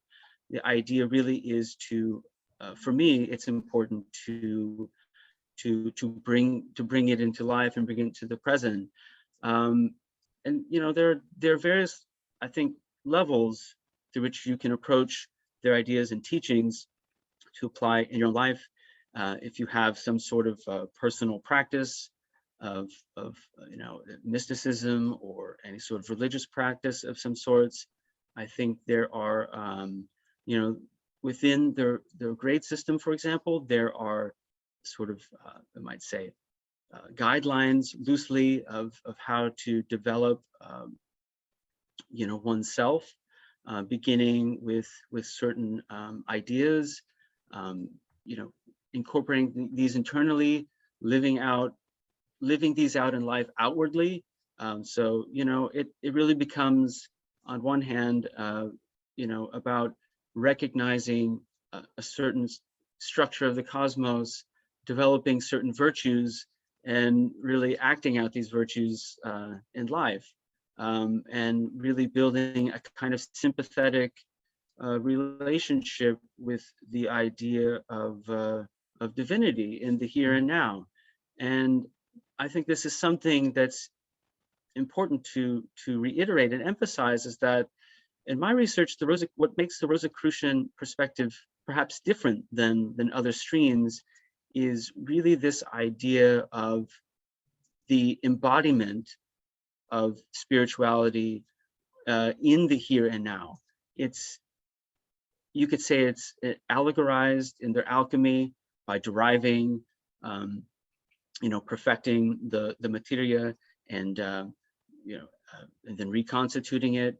All of the material that we need is in the here and now. It's not necessarily one of abandoning the world or transcending off and then forgetting where we are.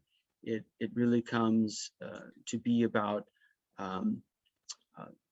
bringing it back into life. It's an idea that's reflected also in the manifestos themselves.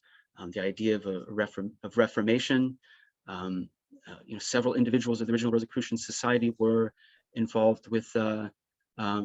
They were in language academies who were trying to standardize languages, and this is a tradition that came from Italians who were trying to sort of standardize Latin from the Vulgate. Same thing was happening in Germany. The ramifications of this led to new ways of educating. So there really is, I think, a lot to this, and the Gold and Rosenkreuzer may have a more esoteric or more mystical approach to how to approach this idea.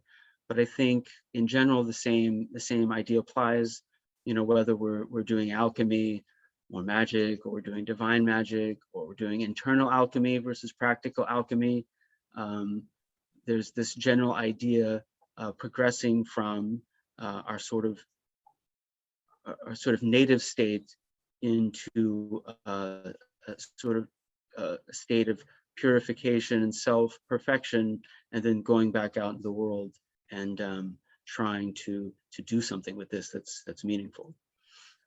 So in a way, the past alchemy was sort of a two-parter in a way. It was a physical alchemy where it was trying to transmute gold, base metal into gold, and then there was the spiritual alchemy. But today we have moved far enough to not to think about the physical alchemy because it's all around us. So it's nothing anyone can. So what what you're trying to say, and what I'm understanding, is that it's the spiritual alchemy that still carries on and lives. We just need to adapt it to our modern thinking and our modern lives. Yeah, I would agree with that. I think the practical alchemy is important to reflect on also, because it really sort of revealed, I think it really draws in someone closer into this idea of a miracle of creation happening within the physical world.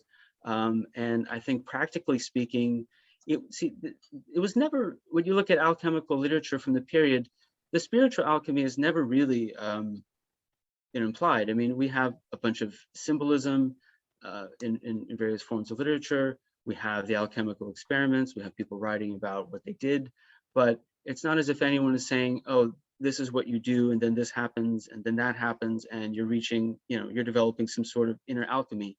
It's all this process of discovery, and it's as if you're meant to figure it out really on your own. And so it really becomes personalized, as we could say. Thank you, Ian. Thank you for that. Thank you for your question. Thank you very much, Hasu. I've got a question for you, please, Ian. Yes.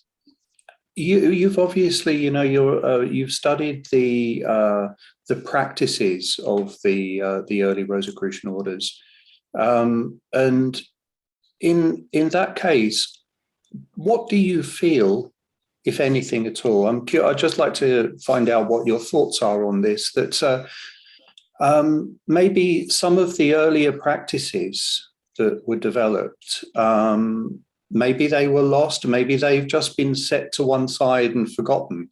But what kind of area of practice and creating a regular kind of discipline, really, of practice, were those earlier practitioners involved in that maybe we would do well to reconnect with now more so? It's a really good question, and it's surprisingly, in my opinion, not a really easy question to answer, because so much of the I mean, if we're talking about the earlier period of Rosicrucianism, before the Gold and Rosenkreuzer, that period of time, we don't really have evidence of so much besides these mentions of like I said, the Kabbalah, the alchemy, and magic. I mean, we could certainly look to works like Agrippa's. I think his books, I think, really detail and present a really interesting way of approaching spirituality within the physical world, that remained consistently. He's not someone who's mentioned a lot, but if you look at his work closely, it's very much reflected, I think, even in the practices of the later Gold und Rosenkreuzer. So I mean, it's a lot of these things. We could talk about rituals. I mean, an individual could be involved with certain ritual practices or observances. Marsilio Ficino is another one who I think is a good person to look at. I think another reason why perhaps many did not speak of these things in an earlier period of time is because they were sort of like secrets. These are like sort of what you do at the higher end. Before you get up to that point, you're really meant to do a lot of work on yourself. So before you're going to be doing these invocations of angelic beings, you really have to reach this state of purification of yourself before you can sort of be allowed any sort of access to that world. Because really what we're talking about is this spiritualizing of matter. We're talking about this sort of spiritualization on these higher sort of noetic spheres, to look at it from a more kind of like Platonic point of view. So for the earlier periods, there's a lot of self purification, balancing one's elements. This kind of idea appears in later ritual. I think the practicing of virtue, things of this nature. It's sort of a long process, and it's not as if one could say, hey, look at this, you do this for a few years and you do that, then you're ready to go, type of thing. It really becomes this kind of complete transformation one has to undertake in terms of their life, their attitude, their maybe within even their personality, and I think there are a lot of different ways to go about it, and a lot of various ways that it has appeared over the centuries in the teachings of various orders. So, I mean, I really think in terms of the early Rosicrucians looking to beginning with their idea of piety, and this it's almost like a sympathetic type of magic, really, that they're dealing with early on, which is, we might even say is sort of making your life is almost like a talismanic type of operation. Once you do that, then the lights of grace might be shining down on your work. May I just comment? It was a very interesting. Yeah. Sorry to interrupt, Ian. May I just comment? No. It was a really interesting use of word there, which was sympathy. Sympathetic. Sympathetic to what, please? Yeah, I mean, you could look into this. The philosopher Proclus, for example, speaks about this type of sympathy. I believe there's a story that he tells, for example, what is the difference between a person speaking a hymn to divinity and a flower who turns to face the sun as it moves across the sky? There's this idea that there's a correlation between divine things and the world below, we might say, where we're living, and there's this sort of recognition.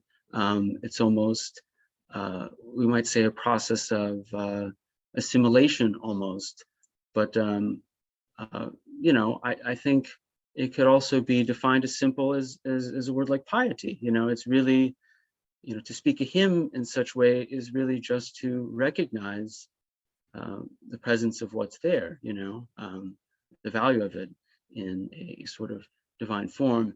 And so that sort of sympathy is in a way, we could say sort of open to being affected by that, but also in the sense of almost trying to transform ourselves into a better likeness that's compatible with that sort of divinity. Thank you very much indeed, Ian. That was wonderful. Thank you for that response. I'd like to hand over once again to the Atlantis Bookshop in London. Over to you. Hello, Ian and Sheen. What a lovely thing to comment on that you just talked about. What your question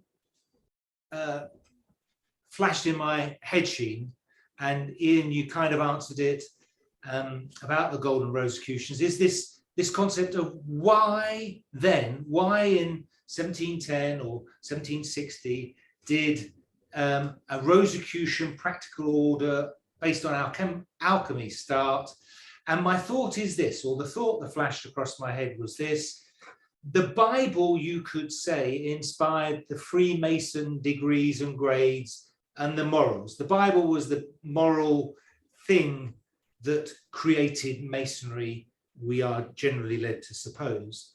And of course, for us, I mean, we were scrabbling together to get the dates. So Agrippa, that you mentioned, the 3 books of occult knowledge was printed in 1533.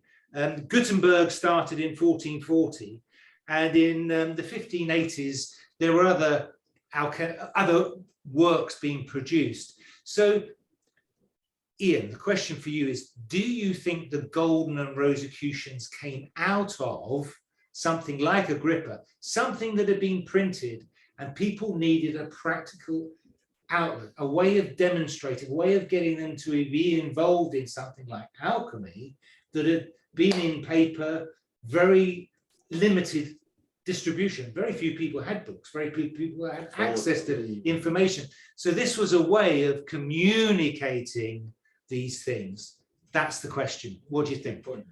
I mean, they're really interesting in the context of history because, you know, in the 18th century, there is a total sort of transformation of science and approach to natural science. It's becoming a lot more rationalistic.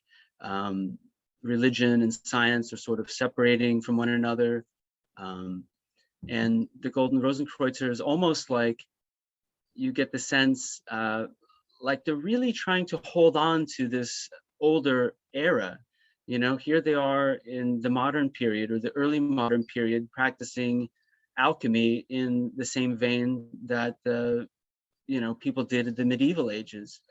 I mean, on one hand, it might not seem that odd to us since we spent a lot of time looking at things from that period, but I think for their period of time, they were actually quite, in a way, out of step with the development of things in terms of philosophy and science, at, you know, in that century. Certainly, you know, there were responses to those types of you know, the Enlightenment rationalism, which called for a return for more sort of mysticism and some of these ideas, but they, I think, really wanted to. They really believed in what they were doing, and they you know, they wanted to have a system that really practiced it. And I really see them as individuals who went back in history and, similar to how we're doing now, you know, they recovered certain books and various materials and brought them into their collection to really round out their knowledge and their libraries. And you know, for example, they had you know, lodges where members would present new materials to other members and gave presentations. And you know, and there are recordings of these types of things, and we know that their interest in these matters was you know, they're always curious to learn more and to bring other ideas into the fold. And you know, as an organization, though, you know, these ideas, they became systematized and regulated in a way so that every lodge connected to the headquarters consistently practiced the same thing and received the same teachings. I mean, you will see their secretary did a really great job of making sure that all the materials were exactly the same everywhere they went, if you compare various manuscripts. So yes, I don't know if that answers your question, but you're doing very well. You're doing very well. Okay, great. Thank you. Okay, so I'd like to once again just open this up. If anybody here would like to ask anything, please raise your hand using the reactions button at the bottom of the Zoom screen, please. I'm sure that we are going to be able to engage in a little more conversation and discussion with Ian. So please don't be shy. Yeah, back to Atlantis Bookshop, please. Sorry, is it my understanding as well that the Gold and Rosenkreuzer practiced an agape after the initial ceremonies?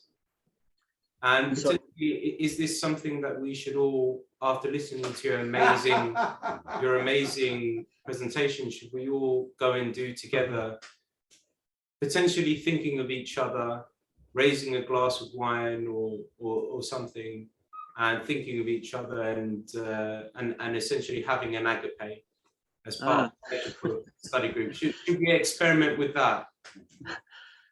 Sure, not a bad idea. I think that would definitely be in the spirit. Does anybody else at Atlantis have anything to ask of Ian or to comment on, please?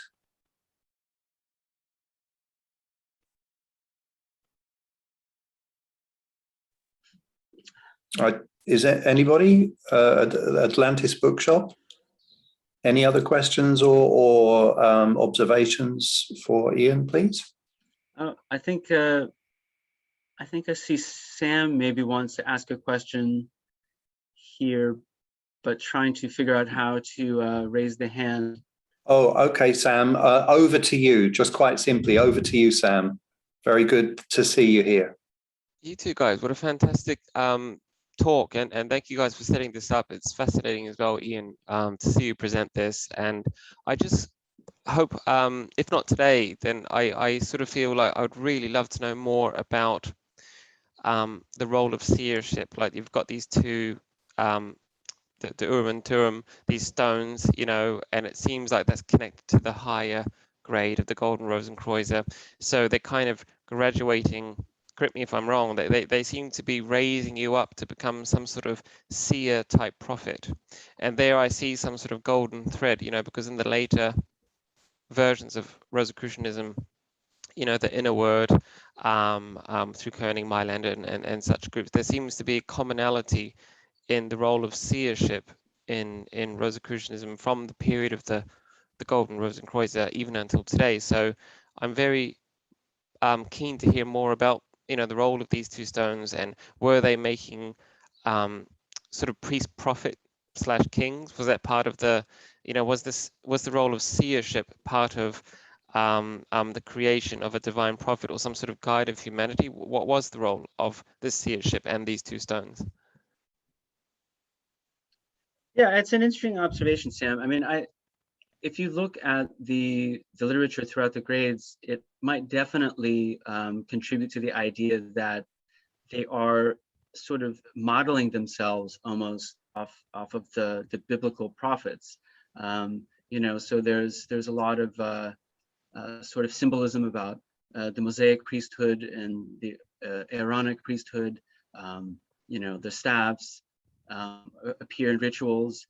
And as well, then you wind up at the end dealing with the symbolism of this object, which is used by the biblical high priest. So, I mean, I definitely do think that was a role that they embedded. It's similar to perhaps other great systems as well. I mean, you have the Elu Kohen, and they have a sort of, there's a priesthood sort of implied, I think, within that system as well. Their take on it, I think, was, you know, definitely, obviously, through the alchemy. They're sort of extracting symbolic value out of biblical sources for their alchemy, as well as for their mysticism. So, I mean, in terms of whether, I mean, I guess the question is, on one hand, you know, the higher grades, from my understanding, they were not comprised of, you know, a vast number of members. It was sort of, you know, in terms of the rituals, it seems as if the rituals in that grade, or at that level, we might say at least, the participation was perhaps, you know, a couple dozen figures or something who sort of reached that high level. So, I mean, perhaps you could say that their ambition was to bring initiates to that point. And, you know, whether or not several individuals made it to that stage or not, we don't, you know, can't really say. I mean, after all, the order, I mean, if you look at it from their most substantial period between, you know, the early 1760s to the end of the century, there wasn't really, you know, a great length of period of time, I think, before we, you know, we can acknowledge whether that happened or not. But I think it definitely, that's your observation, is where the direction where it definitely seems to be leading. That in addition to these theurgical processes, that this device with the mirror and the stones, you know, there's this sort of perfected metals and the perfected materia embedded into this object, which is described to be used for scrying into that. Definitely this idea of seership has to be associated with that. I'd like to comment on that as well. Sam, thank you for that question. And my feelings about any form of inner alchemy is that one of the goals in the practice is to increase, maybe another way of looking at the type of inner development that Sam referred to as seership. Another way of looking at it is our ability, training our ability to listen more finely attuned, so that we're able to perceive those subtle communications from the subtler realms. And those realms exist all around us all of the time. And I think that part of the process is in training ourselves to be able to listen more attentively, to remove the clutter and the chatter of our own inner thinking, and to set that to one side and open ourselves up to be able to perceive and to listen more carefully. That's maybe another way of looking at it. I really appreciated you bringing that up, Sam. That's something that I feel is very important, a very important aspect of the inner work. Yeah, I agree. Thank you. And I'd like to hand over again to the Atlantis Bookshop, please. No, that's our hand was up from last time. Apologies. Okay, nothing more to add while you're there? Well, I think Alex might have a question over there. Okay, Atlantis Bookshop, have you anything more to add or to ask? No, we weren't. Oh, sorry. We're taking notes because it was such a fantastic talk. Okay. In which case, I'd like to hand back over to Benny, please. Thank you. Now we are talking about the grades and initiations, and I came to think of something written by the famous Freemason Wilmshurst in his description of how grades and initiations are given nowadays. That you maybe get one new grade every year, without checking what is actually your spiritual development. Does it at all correspond to this grade that you have got? And I think my question is that what is your impression of the Rosicrucian tradition? Have there been a tendency that you kind of get these higher initiations kind of more or less automatically, or is there a kind of some criteria that you spiritually that you have to live up to in order to get the grades and the initiations?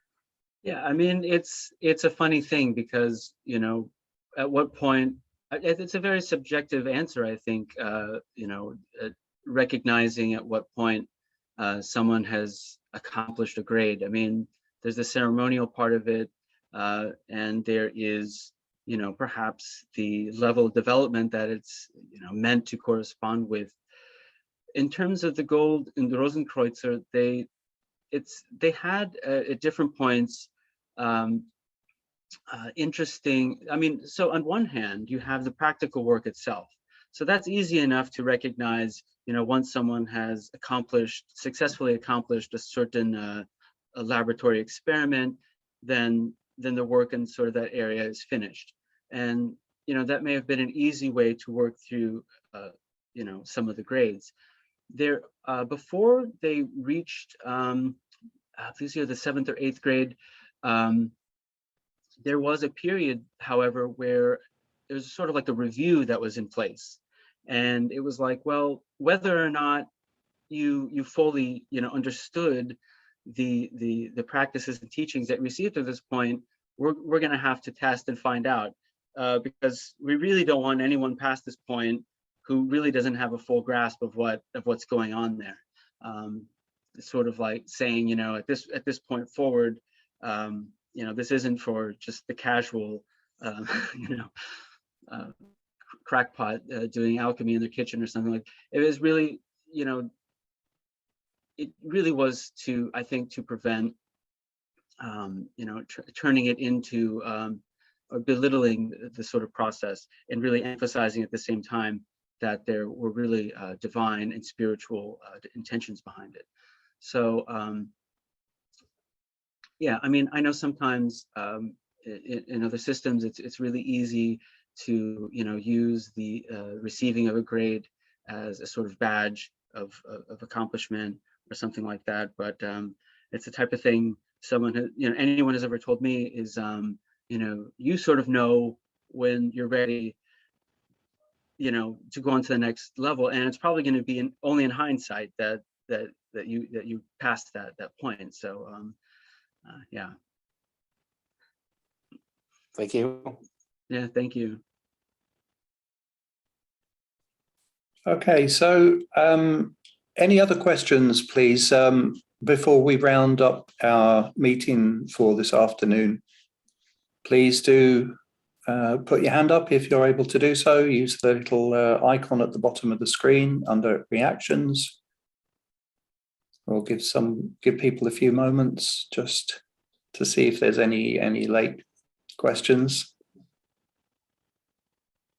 Okay, if not, then I'd like to, on behalf of the Metropolitan Study Group of the SRIA, I'd like to really congratulate Ian on your research and on the wonderful presentation that you've shared with us today.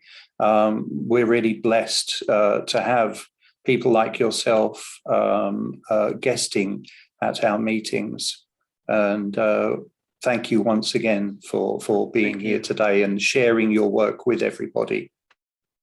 Thank you. Thank you for allowing me. And it's been a real honor and privilege, really. So thank you, Shane. I appreciate it so much. You're most welcome. May I ask, whereabouts in the world are you? I'm based in New York City in the United States. Okay, wonderful. Well, I'd like to thank everybody who's made the effort to join us today from wherever you are in the world. And yeah, we're hopefully going to have a way better year this year than last year. Let's hope so. Let's make it so.